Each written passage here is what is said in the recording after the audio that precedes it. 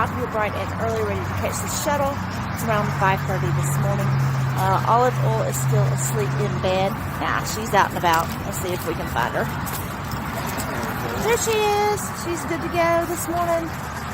Today we're actually starting the class part of the driving section. We take our first test on Thursday, so we got a lot of studying to do, a lot of catching up to do this morning.